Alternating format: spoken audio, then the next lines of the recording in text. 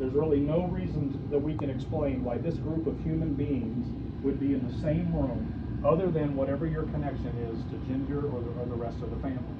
And with that comes part of the responsibility of the healing process.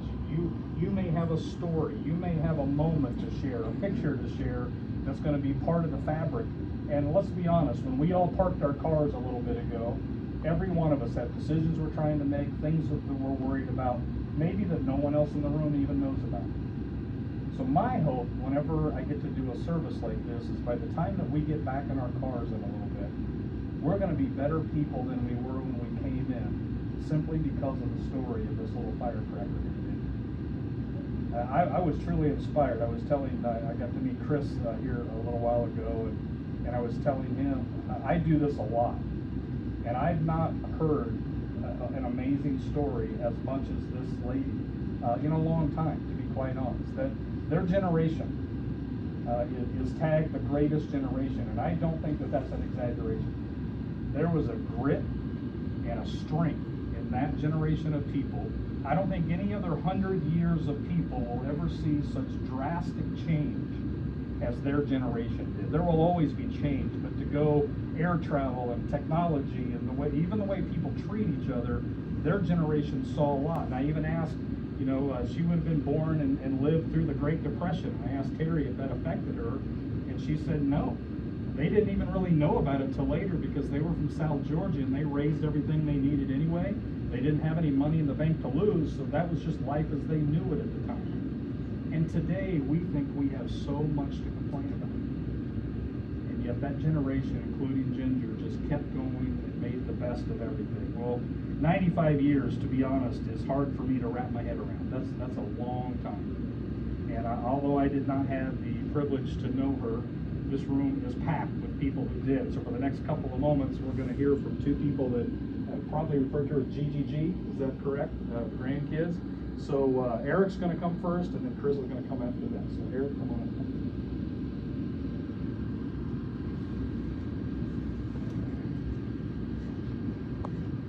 Well, thank you. And first, I want to give everyone a task. Everyone's task from today is to go out and tell Grandma's story. Right? That's how we keep her memory alive. And if we all tell that story, and our kids tell that story, right? She's gonna live forever. Right? She almost did. Thanks, Brian. You stole a lot of my thunder. Right? When you talk about the greatest generation, Tom Brokaw really popularized that phrase in a book, and that term was used to describe those Americans who grew up during the Great Depression and then fought in World War II or kept the home fires burning here in the United States to help us win it. And we did win it. That generation was personified by 6 characteristics: personal responsibility, integrity, humility, work ethic, financial prudence, and a commitment to their faith in God. And Virginia was of that generation. She was pulled into it because of Howard. She was actually in the cohort group right after it, right? The silent generation. But she was every bit a part of the greatest generation. And she was all of those things and much, much more. She was the product of a harsh circumstance growing up during the Great Depression. She just didn't know it, right? She figured, oh, that's how the rich people live, and didn't realize, no, they live just like you right now. And growing up on a tobacco farm in Douglas, Georgia, and again, while she didn't know it, that life required selfless sacrifice and often heartache. So that was her upbringing. That's how she got to be where she was. And having just survived that Great Depression, she had to grow up very fast because, like I said, her country was being called to war, to literally go and save the world. At 17 years old, she began a journey leaving Douglas, Georgia, to go follow my granddad, who was a young Army Air Corps officer at that time. And her track got her back to Centerville, Ohio. And that's when Grandpa then went off to fight in the Pacific Theater, and Grandma was here alone. And those were frightful times. Grandma told me a story 32 years ago, right? 32 years ago, she told me a story about the green sedan and the 3 extreme emotions that were brought by the green sedan. The green sedan was the sedan that would bring the telegrams, right? And it would turn down the street, and there would be anxiety, extreme anxiety that it was coming to your house, right? And when it drove by, there was extreme relief when it drove by. And when it pulled into your neighbor's drive, there was extreme pain for your neighbor. We were lucky it never pulled into our drive. As soon as the war was over, no time was lost in starting a family.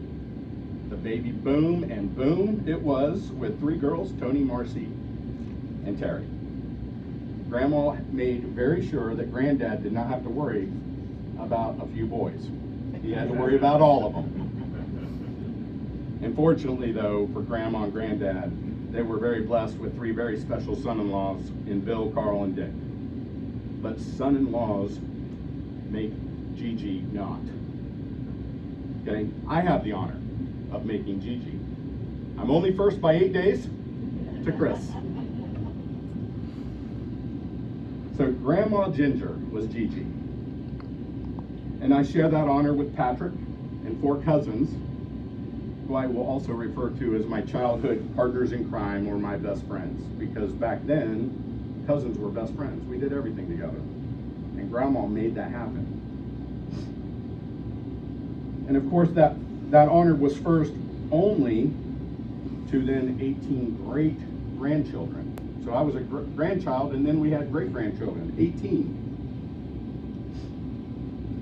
That's Lauren, Holton, Megan, Brooklyn, Taylor, Caitlin, Evan, Chloe, Cameron, Griffin, Emma, Evan, Jacob, Cole, Christian, Adam, Allison, and Ryan.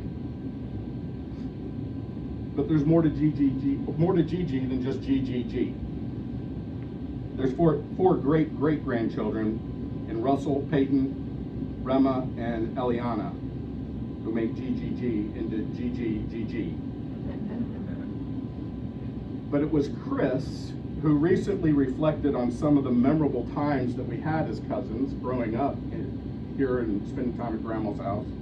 That brings me back to those 6 characteristics of our greatest generation. And what I think of when I think of my Gigi. You talked earlier about all this in the room. The fact that the eulogy today is being given by a 53-year-old grandson, right, tells you the long life that my grandmother had. We're here to really celebrate that life. I hope there are no Kleenexes needed, because this is not a day to be sad. This is a day to celebrate. When you look back, I can think about the people who lived the best lives. My grandmother's got to be one of them. She had a phenomenal life of happiness and joy and bringing joy to others, right? She was the matriarch. But of the 6 things, personal responsibility, let me caveat, for those that aren't in the family, I'm going to make some reference to maybe some inside jokes. Please come see me afterwards and I'll explain them. She made us make our bed. So personal responsibility, she made us make our beds. If you were getting paid to do it, it better be done right? There's going to be an inspection, right? When I graduated from high school, she gave me a really nice Seiko watch. And when she gave it to me, it was set 10 minutes fast. Because for her, she said, early is on time is late. Integrity. She taught us the 10 commandments. I remember growing up, she taught us the 10 commandments, and that God created ivory soap to absolve us of lying. Humility. She taught us to think of others before ourselves, and that thank you was a sentiment best written and delivered on a card. Work ethic. She taught us the value of completing the small tasks. She ironed bed sheets and my granddad's underwear. Financial prudence. She taught us that we did not live in a barn and that she was not air conditioning the outdoors, and to take only what you can eat and eat what you take. And commitment in God. She taught us, grandchildren, the 6 of us, she taught us all the Lord's Prayer over and over again. And that's where we learned it, was with Gigi. But I said she was that and much, much more. Grandma was the matriarch of this family. She was deliberate, and she always had a plan, and that plan always put our family first. She created opportunities, as I mentioned earlier, where the cousins could become best friends. And Chris highlights a number of things where us mischievous cousins got into a bunch of trouble. Chris recalled a memory. I don't recall this one, but you recalled a memory about the joy of doing dishes, maybe at someone else, at her house or your house or something. I just remembered Aunt Sue. Without her, there was no golden egg. I gotta tell a funny story here. Granddad would often tell Grandma, "Pull up your pantyhose, Ginger. Your legs look all wrinkly." To which Grandma would exult, "Oh, Howard, I'm not wearing pantyhose."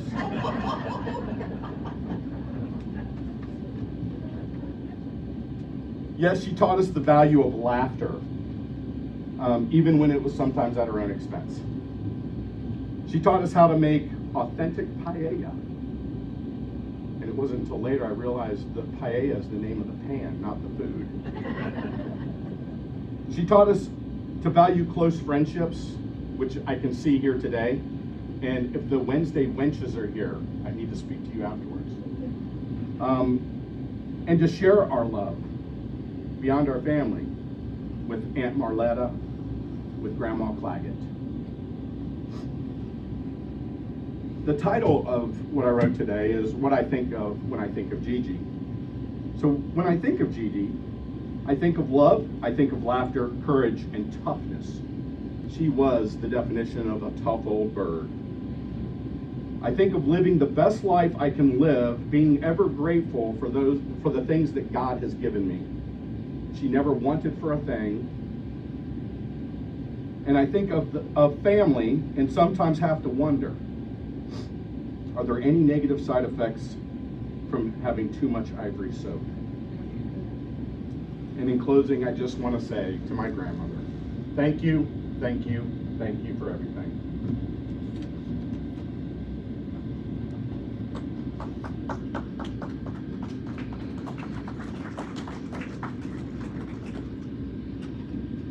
Well, Eric, I think what you talked about was a great compliment to what I'm prepared to talk about, and I hope you feel that way.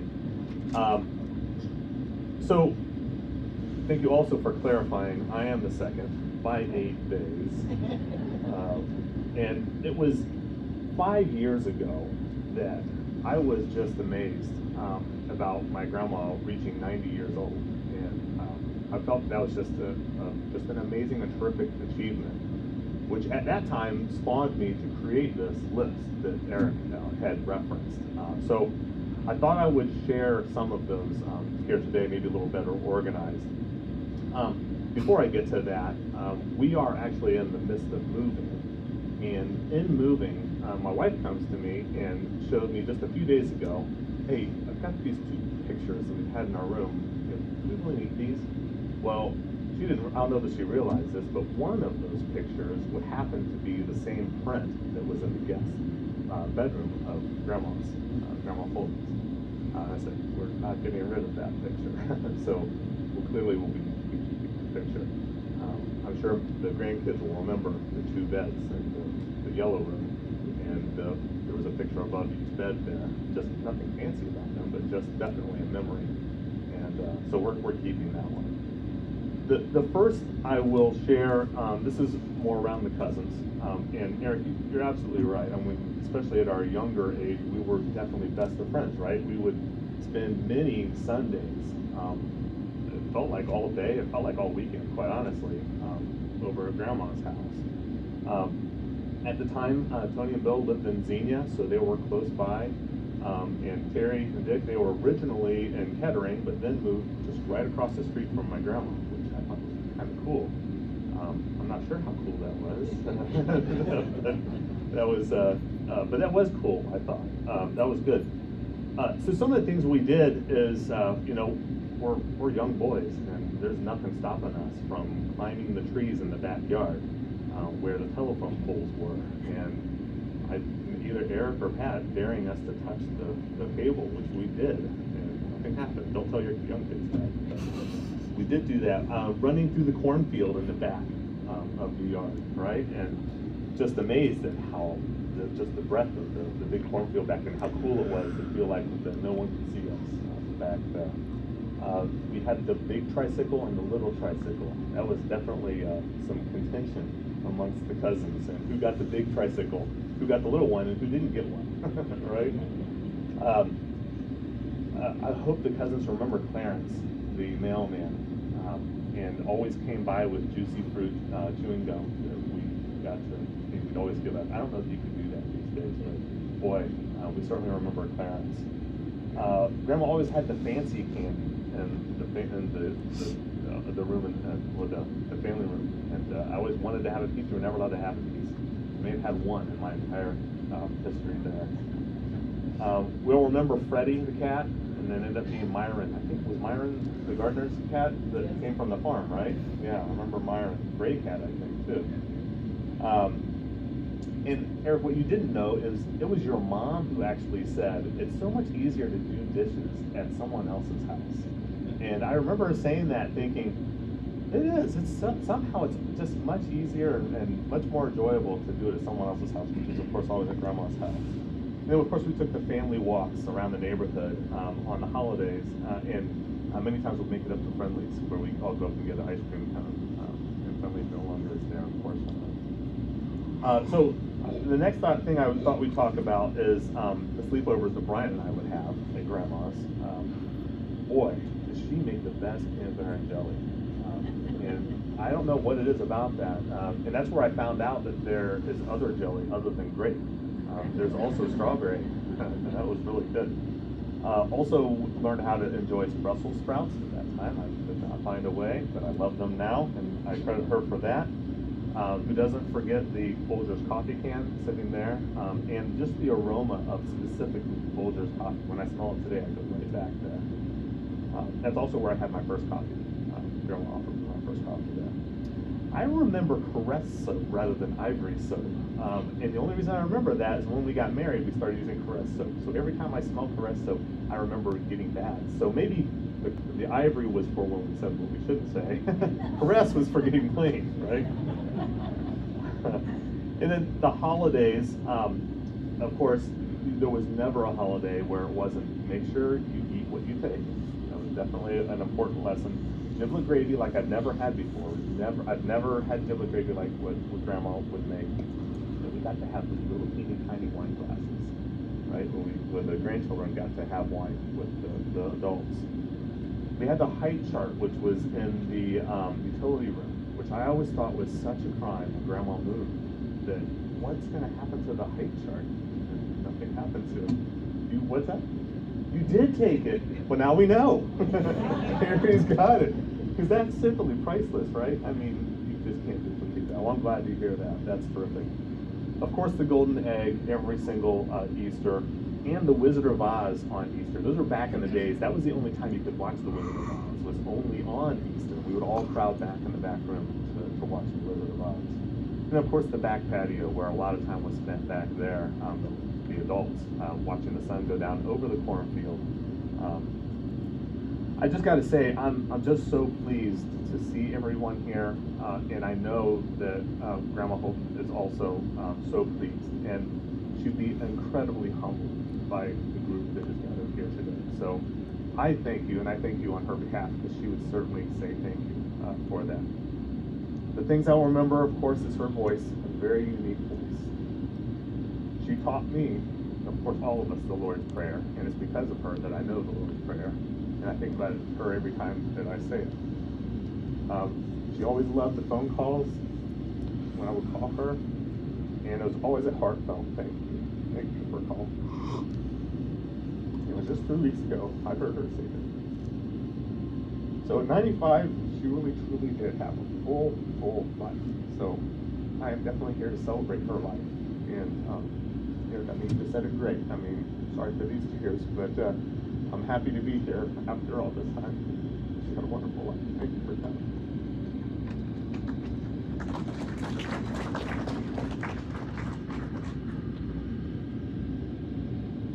I think you would all agree these two nailed it on behalf of the grandkids and the great-grandkids. Just a phenomenal job. What a walk down memory lane of an era that doesn't exist as much anymore.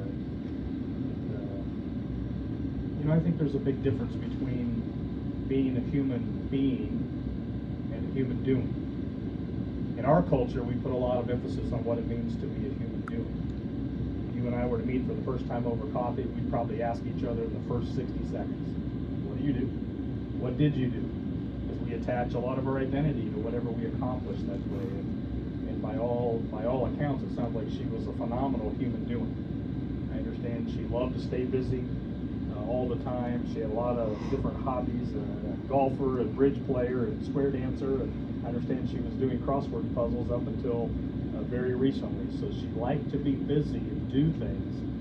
But everything I've heard, and Eric and Chris just added to that, paints an even bigger picture of a tremendous human being.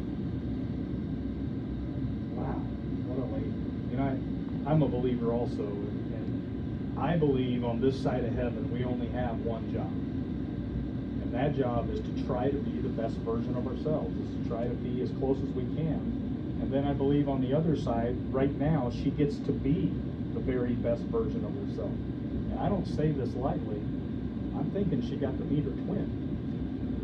Because it sounds like she got to live that life for her 95 years here. And that's saying so much. I asked Terry if you could think of some words that would describe your mom, not only the way you knew her, but the way everybody else knew her, what would those words be? And the first thing she says was she was always ready to go. Whether it was to go to the movies or dinner or cards or whatever, if there was an adventure, she was ready to go on it because she was highly energetic. And she spoke of her generosity, all the amazing trips and vacations and family events that she made sure would happen for all of the generation. And everybody loved to talk to her. And then I asked Terry, I said, I think we learn a lot about a person by just watching how they maneuver the ups and downs of life. I mean, you told me about this energetic lady, and I asked, no doubt over 95 years, she faced some rough times. So as you observed her, what did you learn about life just by watching her go through that time? And the most important thing that Terry said was, she had a lot of loss in her life. But during those times, she saw it more important to hold other people up, not herself. And that's a brushstroke of something we could all aspire to. Eric said this a few minutes ago. I believe in this life we are born one time, but we die two times. The first time we die is a physical death. And that has now happened at the great age of 95. But let's be honest, it's going to happen to every one of us in this room. We don't know when, where, or how, but it's going to happen. But the second time we die, in my opinion, is much more tragic. Because the second time we die is the last time anybody ever says our name out loud. It's the last time anybody ever tells one of our stories.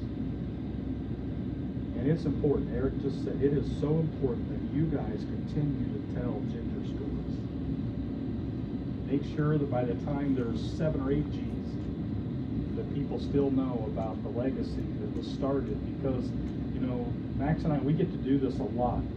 What you all have as a family, just by everybody making such an effort to get here, it is rare. I've done funerals in the last year or so through COVID when there were 3 people. To see you guys be able to come and not rush out of here because you get to stay and see each other and tell more stories. That's a gift that was started because of that holy collision that took place a long time ago. And now somebody's going to have to fill that gap and make sure that that continues. I'd like to close with a reading.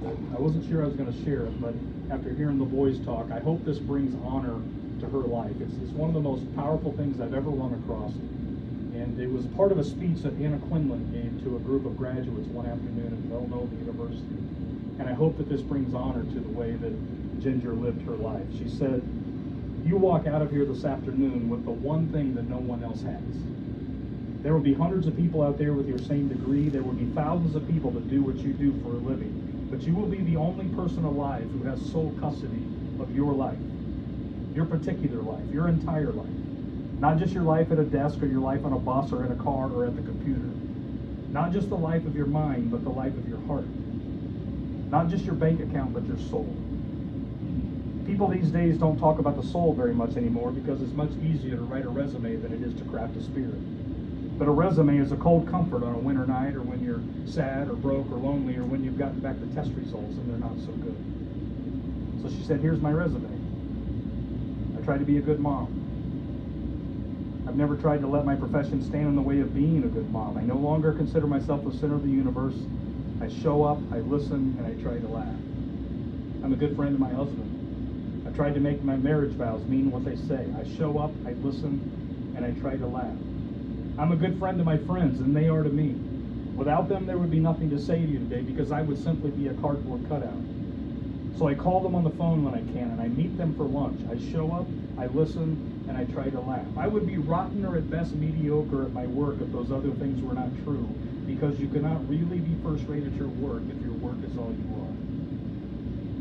So here's what I wanted to tell you today. Somehow, maybe if Ginger were able to stand here, maybe this is what she would tell all of us. Get a life. Get a real life. Not just the manic promotion or the next promotion or a bigger paycheck or a larger house. Do you think you care so very much about those things that you blew an aneurysm one afternoon or found a lump in your breast? Get a life in which you're not alone. Find people that you can love and people that will love you back. And remember that love is not leisure. It is really hard work. So pick up the phone, send an email, write a letter, kiss your mom, hug your dad. Get a life in which you are generous and realize that life is the best thing ever and we have no business taking it for granted. She said, "I learned this many years ago because something really hard happened to me, something that if I had my choice would not have happened at all, but it taught me the biggest lesson of my life. I learned to love the journey and not the destination. I learned that life is not a dress rehearsal and today is the only guarantee we get. So I tell everybody that I meet the following advice. Consider the lilies of the field. Take the time to look at the fuzz on the back of a baby's ear. Read a book in the backyard with the sun shining in your face and learn to be happy. And think of life as a terminal illness because if you do, you will live it with joy and passion as it ought to be lived." It sounds to me that Ginger was able to live her life that way. And the one great reward when we get to the other, I don't know what the other side looks like, no one really does, but I absolutely believe that there's another chapter. And I believe that that's where she is right now. And the two guys that were in her life are it's probably a two-man job from what I understood. So they greeted her well, and I imagine that she's going to be anxiously waiting to see every one of you that's sitting in this room. And so continue to do her proud and live out her values in your life. So on behalf of Max and I just want to thank you for letting us be part of your family today. I'd like to close, if you're comfortable joining me, with a quick word of prayer, and then our time will be done, okay? God, I thank you so much for this great gathering of friends and family, this holy collision of people that have all been touched in some way by Ginger's life. And thank you for the safety of bringing everybody from so many different places in our country, and I pray that you will bless this time, that they can be together and continue to share memories and make some new ones. Most of all, God, I thank you for the way that Ginger lived her life over the course of it. And I pray now that you've been able to restore her to the very best version of herself. And I pray that she's able to see right now what her holy collision